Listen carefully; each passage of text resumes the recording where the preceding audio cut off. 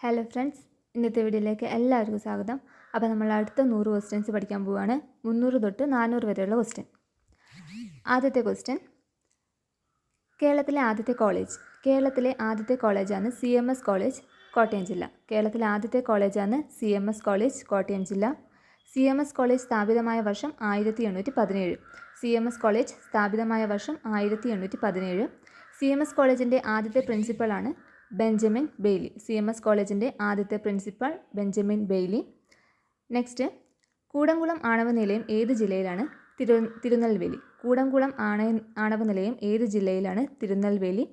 Russian സഹായത്തോടെ നിർമ്മാണം പൂർത്തിയാക്കിയ ഇന്ത്യയിലെ ആണവ നിലയമാണ് കൂടംകുളം. റഷ്യൻ സഹായത്തോടെ നിർമ്മാണം പൂർത്തിയാക്കിയ ഇന്ത്യയിലെ ആണവ നിലയമാണ് കൂടംകുളം. ഇന്ത്യയിലെ ആദ്യത്തെ ആണവ നിലയം താരാപൂർ. 1969 സ്ഥാപിതമായത് ഇന്ത്യയിലെ ആദ്യത്തെ ആണവ നിലയം താരാപൂർ. ഫ്രാൻസിൻ്റെ സഹായത്തോടെ ഇന്ത്യയിൽ സ്ഥാപിക്കാൻ പോകുന്ന ആണവ നിലയം ജയ്താപൂർ. ഫ്രാൻസിൻ്റെ സഹായത്തോടെ ഇന്ത്യയിൽ സ്ഥാപിക്കാൻ പോകുന്ന ആണവ നിലയം ജയ്താപൂർ. അൻഷി ദേശീയോദ്യാനത്തിന് സമീപം സ്ഥിതി ചെയ്യുന്ന ആണവ നിലയമാണ് കൈഗ. അൻഷി ദേശീയോദ്യാനത്തിന് സമീപം സ്ഥിതി ചെയ്യുന്ന ആണവ നിലയമാണ് കൈഗ. കോട്ട ആണവ നിലയം സ്ഥിതി ചെയ്യുന്നത് ഏത് നദീതീരത്താണ്? ചമ്പൽ. കോട്ട ആണവ നിലയം സ്ഥിതി ചെയ്യുന്നത് ഏത് നദീതീരത്താണ് ചോദിച്ചാൽ ചമ്പൽ. ഇന്ത്യ തദ്ദേശീയമായി നിർമ്മിച്ച ആണവ വൈദ്യുത നിലയമാണ് കൽപ്പാക്കം. ഇന്ത്യ തദ്ദേശീയമായി നിർമ്മിച്ച ആദ്യ ആണവ വൈദ്യുത നിലയം കൽപ്പാക്കം. ദേശീയ മനുഷ്യാവകാശ കമ്മീഷൻ്റെ ആദ്യ ചെയർമാൻ ആര്? രംഗനാഥ് മിശ്ര. ദേശീയ മനുഷ്യാവകാശ കമ്മീഷൻ്റെ ആദ്യ ചെയർമാനാണ് രംഗനാഥ് മിശ്ര. ഇന്ത്യയിലെ മനുഷ്യാവകാശങ്ങളുടെ കാവൽക്കാരൻ എന്നറിയപ്പെടുന്നത് ദേശീയ മനുഷ്യാവകാശ കമ്മീഷൻ. ഇന്ത്യയിലെ മനുഷ്യാവകാശങ്ങളുടെ കാവൽക്കാരൻ എന്നറിയപ്പെടുന്നത് ദേശീയ മനുഷ്യാവകാശ കമ്മീഷനാണ്. ദേശീയ മനുഷ്യാവകാശ കമ്മീഷൻ്റെ ആദ്യ ചെയർമാൻ രംഗനാഥ് മിശ്ര. ദേശീയ മനുഷ്യാവകാശ കമ്മീഷൻ നിയമം നിലവിൽ വന്നത് 1993 സെപ്റ്റംബർ 28. ദേശീയ മനുഷ്യാവകാശ നിയമം നിലവിൽ വന്നത് 1993 സെപ്റ്റംബർ 28. കമ്മീഷൻ നിലവിൽ വന്നത് 1993 ഒക്ടോബർ 12.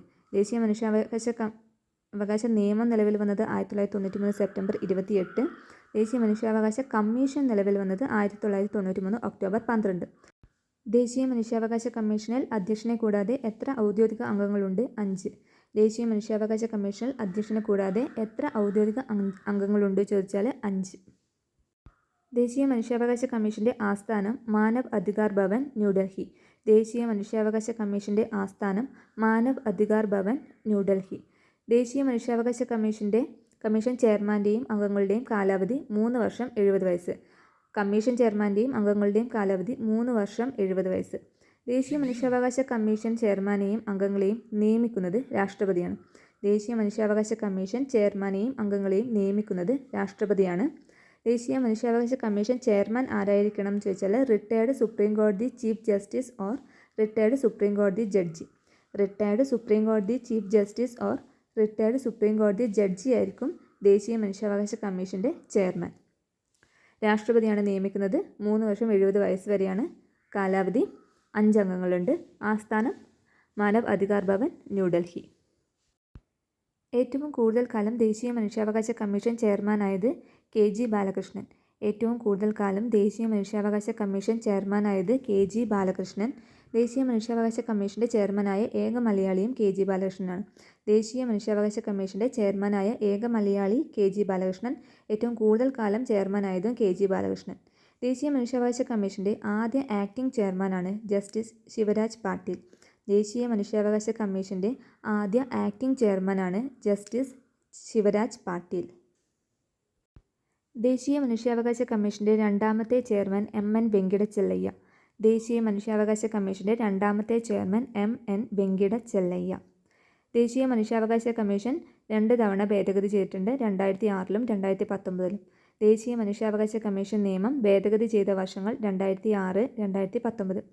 കേരള സംസ്ഥാന മനുഷ്യാവകാശ കമ്മീഷൻ രൂപീകൃതമായത് 1998 ഡിസംബർ 11.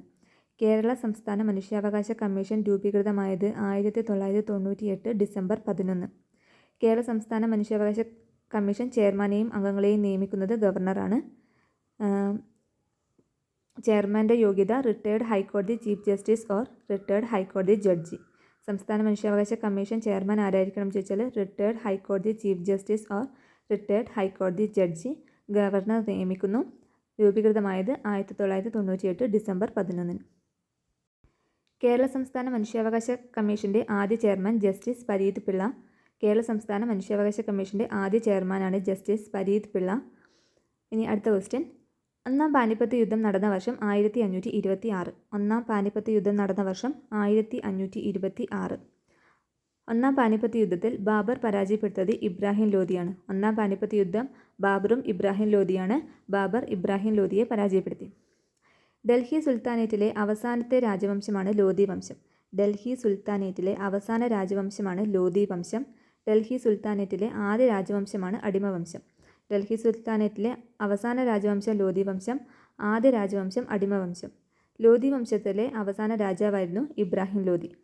ഒന്നാം പാനിപ്പത്ത് യുദ്ധത്തിൽ ബാബർ പരാജയപ്പെടുത്തിയത് ഇബ്രാഹിം ലോധിയാണ്. ലോധി വംശത്തിലെ അവസാന രാജാവാണ് ഇബ്രാഹിം ലോധി. ഇന്ത്യയിൽ മുഗൾ സാമ്രാജ്യത്തിന് തുടക്കം കുറിച്ച യുദ്ധമാണ് ഒന്നാം പാനിപ്പത്ത് യുദ്ധം. ഇന്ത്യയിൽ മുഗൾ സാമ്രാജ്യത്തിന് തുടക്കം കുറിച്ച യുദ്ധമാണ് ഒന്നാം പാനിപ്പത്ത് യുദ്ധം. രണ്ടാം പാനിപ്പത്ത് യുദ്ധം നടന്ന വർഷം 1556. രണ്ടാം പാനിപ്പത്ത് യുദ്ധം 1556 നടന്നത്. ഒന്നാം പാനിപ്പത്ത് 1526, രണ്ടാം പാനിപ്പത്ത് 1556. അക്ബർ രണ്ടാം പാനിപ്പത്ത് യുദ്ധത്തിൽ പരാജയപ്പെടുത്തിയ ഹെമു ആരുടെ മുഖ്യമന്ത്രിയായിരുന്നു? ആദിൽ ഷായുടെ. രണ്ടാം പാനിപ്പത്ത് യുദ്ധത്തിൽ അക്ബറിൻ്റെ സൈന്യാധിപനാണ് ബൈറാം ഖാൻ. രണ്ടാം പാനിപ്പത്ത് യുദ്ധത്തിൽ അക്ബറിൻ്റെ സൈന്യാധിപൻ ബൈറാം ഖാൻ. മൂന്നാം പാനിപ്പത്ത് യുദ്ധം നടന്ന വർഷം 1761. ഒന്നാം പാനിപ്പത്ത് 1526, രണ്ടാം പാനിപ്പത്ത് 1556, മൂന്നാം പാനിപ്പത്ത് 1761. മൂന്നാം പാനിപ്പത്ത് യുദ്ധം നടന്നത് ആരൊക്കെ തമ്മിലായിരുന്നു? അഹമ്മദ് ഷാ അബ്ദാലിയും മറാത്തികളും തമ്മിൽ. മൂന്നാം പാനിപ്പത്ത് യുദ്ധം അഹമ്മദ് ഷാ അബ്ദാലിയും മറാത്തികളും തമ്മിലാണ് നടന്നത്. മറാത്ത സാമ്രാജ്യത്തിൻ്റെ അന്ത്യം കുറിച്ച യുദ്ധമാണ് മൂന്നാം പാനിപ്പത്ത് യുദ്ധം. മറാത്ത സാമ്രാജ്യത്തിന് അന്ത്യം കുറിച്ച യുദ്ധമാണ് മൂന്നാം പാനിപ്പത്ത് യുദ്ധം. ഓസോൺ കവചം ഉൾക്കൊള്ളുന്ന അന്തരീക്ഷപാളി സ്ട്രാറ്റോസ്ഫിയർ. ഓസോൺ കവചം കാണപ്പെടുന്നത് സ്ട്രാറ്റോസ്ഫിയറിലാണ്. ഭൂമിയുടെ പ്രതലത്തോട് ഏറ്റവും ചേർന്നുള്ള അന്തരീക്ഷപാളി ട്രോപ്പോസ്ഫിയർ. ഭൂമിയുടെ പ്രതലത്തോട് ഏറ്റവും ചേർന്നുള്ള അന്തരീക്ഷപാളി ട്രോപ്പോസ്ഫിയർ. ജൈവമണ്ഡലം സ്ഥിതി ചെയ്യുന്നത് ട്രോപ്പോസ്ഫിയറിലാണ്. ജൈവമണ്ഡലം സ്ഥിതി ചെയ്യുന്ന അന്തരീക്ഷപാളി ട്രോപ്പോസ്ഫിയർ. ദൈനംദിന കാലാവസ്ഥാ വ്യതിയാനത്തിന് കാരണമാകുന്ന അന്തരീക്ഷ മണ്ഡലം ട്രോപ്പോസ്ഫിയർ. ദൈനംദിന കാലാവസ്ഥാ വ്യതിയാനത്തിന് കാരണമായ അന്തരീക്ഷ മണ്ഡലം ട്രോപ്പോസ്ഫിയർ. ഓസോൺ പാളി സ്ട്രാറ്റോസ്ഫിയർ. ഭൂമിയുടെ പ്രതലത്തോട് ഏറ്റവും ചേർന്നുള്ള പാളി ട്രോപ്പോസ്ഫിയർ. ജൈവമണ്ഡലം സ്ഥിതി ചെയ്യുന്നത് ട്രോപ്പോസ്ഫിയർ. ദൈനംദിന കാലാവസ്ഥാ വ്യതിയാനത്തിന് കാരണമായ അന്തരീക്ഷ മണ്ഡലം ട്രോപ്പോസ്ഫിയർ. കാറ്റ്, മഞ്ഞ്, മഴ, ഹരിതഗൃഹ പ്രഭാവം എന്നിവ അനുഭവപ്പെടുന്ന അന്തരീക്ഷപാളി ട്രോപ്പോസ്ഫിയർ. കാറ്റ്, മഞ്ഞ്, മഴ, ഹരിതഗൃഹ പ്രഭാവം എന്നിവ അനുഭവപ്പെടുന്ന അന്തരീക്ഷപാളി ട്രോപ്പോസ്ഫിയർ. മേഘങ്ങൾ കാണപ്പെടുന്ന അന്തരീക്ഷപാളി ട്രോപ്പോസ്ഫിയർ. മേഘങ്ങൾ കാണപ്പെടുന്ന അന്തരീക്ഷപാളി ട്രോപ്പോസ്ഫിയർ. വായുവിൻ്റെ തിരശ്ചീന ചലനം മൂലം വിമാനങ്ങളുടെയും ജെറ്റ് വിമാനങ്ങളുടെയും സഞ്ചാരത്തിന് അനുയോജ്യമായ അന്തരീക്ഷ മണ്ഡലം സ്ട്രാറ്റോസ്ഫിയറാണ്. വായുവിൻ്റെ തിരശ്ചീന ചലനം മൂലം വിമാനങ്ങളുടെയും ജെറ്റ് വിമാനങ്ങളുടെയും സഞ്ചാരത്തിന് അനുയോജ്യമായ അന്തരീക്ഷ മണ്ഡലം സ്ട്രാറ്റോസ്ഫിയർ. അന്തരീക്ഷത്തിലെ ഏറ്റവും താഴ്ന്ന ഊഷ്മാവ് അനുഭവപ്പെടുന്ന മണ്ഡലം മീസോസ്ഫിയർ. അന്തരീക്ഷത്തിലെ ഏറ്റവും താഴ്ന്ന ഊഷ്മാവ് അനുഭവപ്പെടുന്ന മണ്ഡലം മീസോസ്ഫിയർ. ഏറ്റവും താപനില കൂടിയ അന്തരീക്ഷപാളി തെർമോസ്ഫിയർ. ഏറ്റവും താപനില കൂടിയ അന്തരീക്ഷപാളി തെർമോസ്ഫിയർ. ഭൂമിയിൽ ഏറ്റവും ഉയരത്തിലുള്ള മേഘങ്ങളായ നോക്ടിലൂസൻ മേഘങ്ങൾ കാണപ്പെടുന്ന അന്തരീക്ഷപാളി മീസോസ്ഫിയർ.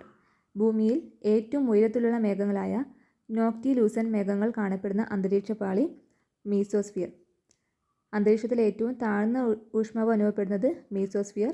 ഏറ്റവും താപനില കൂടിയ അന്തരീക്ഷപാളി തെർമോസ്ഫിയർ. നോക്ടിലൂസൻ മേഘങ്ങൾ കാണപ്പെടുന്ന അന്തരീക്ഷപാളി മീസോസ്ഫിയർ. നിശാദീപങ്ങൾ എന്നറിയപ്പെടുന്നത് നോക്ടിലൂസൻ മേഘങ്ങൾ. നിശാദീപങ്ങൾ എന്നറിയപ്പെടുന്നത് നോക്ടിലൂസൻ മേഘങ്ങളാണ്. ഭൗമാന്തരീക്ഷത്തിൽ പ്രവേശിക്കുന്ന ഉൽക്കകൾ കത്തിയെരിയുന്ന പാളിയാണ് മീസോസ്ഫിയർ. ഭൗമാന്തരീക്ഷത്തിൽ പ്രവേശിക്കുന്ന ഉൽക്കകൾ കത്തിയെരിയുന്ന പാളിയാണ് മീസോസ്ഫിയർ. ധ്രുവദീപ്തിക്കു കാരണമായ അന്തരീക്ഷപാളി തെർമോസ്ഫിയറാണ്. ധ്രുവദീപ്തിക്കു കാരണമായ അന്തരീക്ഷപാളി തെർമോസ്ഫിയർ. തെർമോസ്ഫിയറിൻ്റെ താഴത്തെ ഭാഗം അറിയപ്പെടുന്നത് അയോണോസ്ഫിയർ. തെർമോസ്ഫിയറിൻ്റെ താഴത്തെ ഭാഗം അറിയപ്പെടുന്നത് അയോണോസ്ഫിയർ. വാർത്താവിനിമയ കൃത്രിമോപഗ്രഹങ്ങൾ സ്ഥിതി ചെയ്യുന്ന അന്തരീക്ഷ മണ്ഡലം അയോണോസ്ഫിയർ. വാർത്താവിനിമയ കൃത്രിമോപഗ്രഹങ്ങൾ സ്ഥിതി ചെയ്യുന്ന അന്തരീക്ഷ മണ്ഡലം അയോണോസ്ഫിയർ. റേഡിയോ തരംഗങ്ങൾ സഞ്ചരിക്കുന്ന അന്തരീക്ഷ മണ്ഡലം അയോണോസ്ഫിയർ. റേഡിയോ തരംഗങ്ങൾ സഞ്ചരിക്കുന്ന അന്തരീക്ഷ മണ്ഡലം അയോണോസ്ഫിയർ. തെർമോസ്ഫിയറിന് മുകളിലായി സ്ഥിതി ചെയ്യുന്ന അന്തരീക്ഷത്തിലെ ഏറ്റവും മുകളിലത്തെ പാളിയാണ് എക്സോസ്ഫിയർ. തെർമോസ്ഫിയറിനും മുകളിലായിട്ട് സ്ഥിതി ചെയ്യുന്ന അന്തരീക്ഷത്തിലെ പാളിയാണ് എക്സോസ്ഫിയർ. അന്തരീക്ഷത്തിൻ്റെയും ബഹിരാകാശത്തിൻ്റെയും അതിർവരമ്പായി നിശ്ചയിക്കുന്ന രേഖയാണ് കാർമൻ രേഖ. അന്തരീക്ഷത്തിൻ്റെയും ബഹിരാകാശത്തിൻ്റെയും അതിർവരമ്പാണ് കാർമൻ രേഖ. Next question. NH1 ബന്ധിപ്പിക്കുന്ന സ്ഥലങ്ങൾ ഉറി ടു ലേ. NH1 ബന്ധിപ്പിക്കുന്ന സ്ഥലങ്ങളാണ് ഉറി ടു ലേ. NH2 ബന്ധിപ്പിക്കുന്ന സ്ഥലങ്ങൾ ദിബ്രുഗർഹ് ടു ത്വീപാങ്. NH2 ബന്ധിപ്പിക്കുന്ന സ്ഥലങ്ങൾ ദിബ്രുഗർഹ് ടു ത്വീപാങ്. ഇന്ത്യയിലെ ഏറ്റവും നീളം കൂടിയ ദേശീയപാതയാണ് NH44. പഴയ പേര് NH7. ഇന്ത്യയിലെ ഏറ്റവും നീളം കൂടിയ ദേശീയപാത NH44, പഴയ പേര് NH7.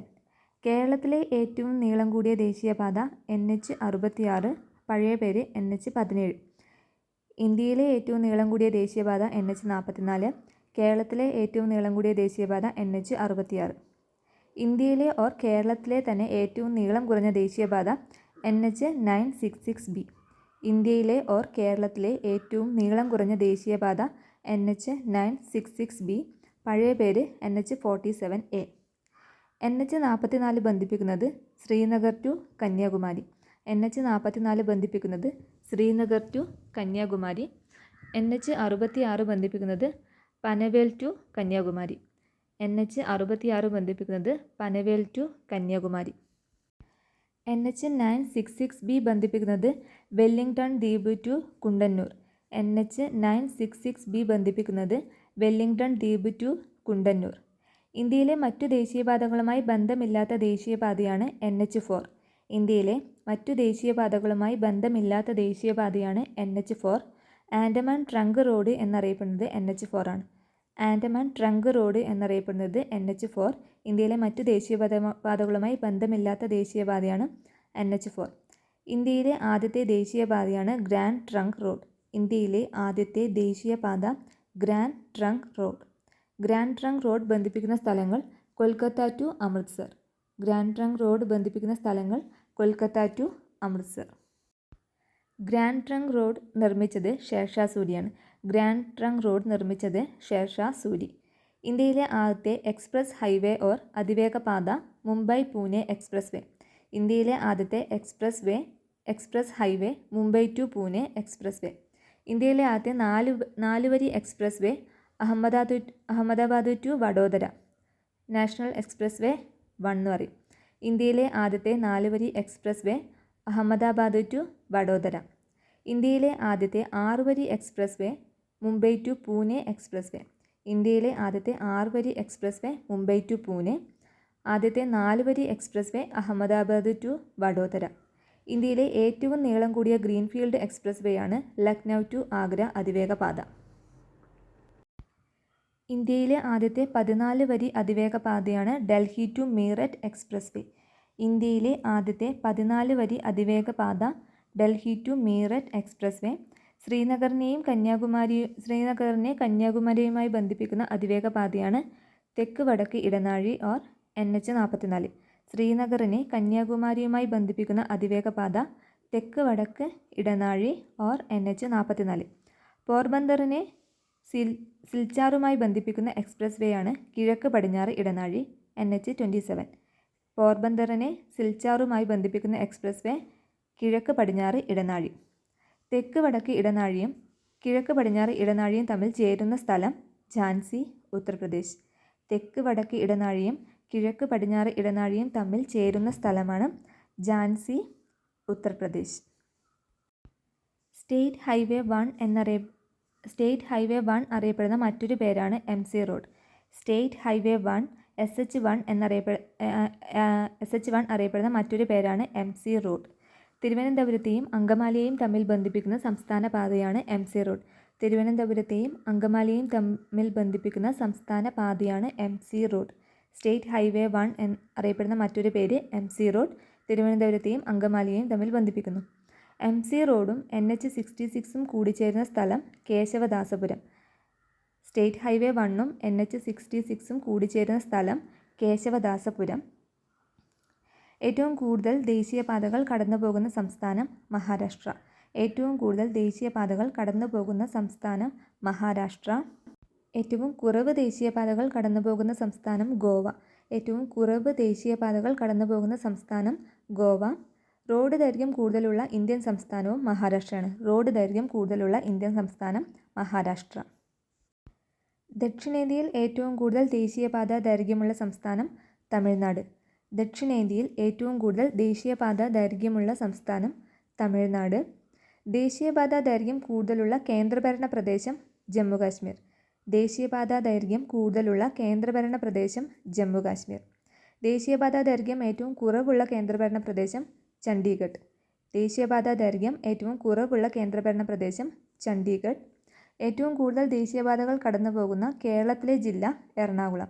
ഏറ്റവും കൂടുതൽ ദേശീയപാതകൾ കടന്നുപോകുന്ന കേരളത്തിലെ ജില്ല എറണാകുളം. ഏറ്റവും കുറവ് ദേശീയപാതകൾ കടന്നുപോകുന്ന കേരളത്തിലെ ജില്ല വയനാട്. ഏറ്റവും കുറവ് ദേശീയപാതകൾ കടന്നുപോകുന്ന കേരളത്തിലെ ജില്ല വയനാട്.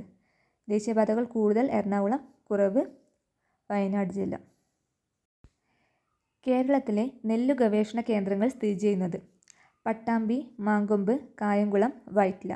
കേരളത്തിലെ നെല്ലു ഗവേഷണ കേന്ദ്രങ്ങൾ സ്ഥിതി ചെയ്യുന്ന സ്ഥലങ്ങളാണ് പട്ടാമ്പി, മാങ്കൊമ്പ്, കായംകുളം, വൈറ്റില. ഭാരതീയ സുഗന്ധവിള ഗവേഷണ കേന്ദ്രം സ്ഥിതി ചെയ്യുന്നത് കോഴിക്കോട്. ഭാരതീയ സുഗന്ധവിള ഗവേഷണ കേന്ദ്രം സ്ഥിതി ചെയ്യുന്നത് കോഴിക്കോട്. കേന്ദ്ര കുരുമുളക് ഗവേഷണ കേന്ദ്രം സ്ഥിതി ചെയ്യുന്നത് പന്നിയൂർ, കണ്ണൂർ. കേന്ദ്ര കുരുമുളക് ഗവേഷണ കേന്ദ്രം സ്ഥിതി ചെയ്യുന്നത് പന്നിയൂർ, കണ്ണൂർ. കേരളത്തിലെ നെല്ലു ഗവേഷണ കേന്ദ്രങ്ങളാണ് പട്ടാമ്പി, മാങ്കൊമ്പ്, കായംകുളം, വൈറ്റില. ഭാരതീയ സുഗന്ധവിള ഗവേഷണ കേന്ദ്രം കോഴിക്കോട്. കേന്ദ്ര കുരുമുളക് ഗവേഷണ കേന്ദ്രം സ്ഥിതി ചെയ്യുന്നത് പന്നിയൂർ, കണ്ണൂർ. കേരള കാപ്പി ഗവേഷണ കേന്ദ്രം സ്ഥിതി ചെയ്യുന്നത് ചുണ്ടേൽ, വയനാട്.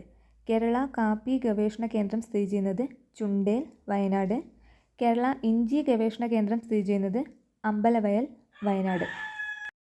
കേരള ഇഞ്ചി ഗവേഷണ കേന്ദ്രം സ്ഥിതി ചെയ്യുന്നത് അമ്പലവയൽ, വയനാട്. കേരളത്തിൻ്റെ ഏലം ഗവേഷണ കേന്ദ്രം സ്ഥിതി ചെയ്യുന്നത് പാമ്പാടുംപാറ, ഇടുക്കി. കേരളത്തിൻ്റെ ഏലം ഗവേഷണ കേന്ദ്രം സ്ഥിതി ചെയ്യുന്നത് പാമ്പാടുംപാറ, ഇടുക്കി.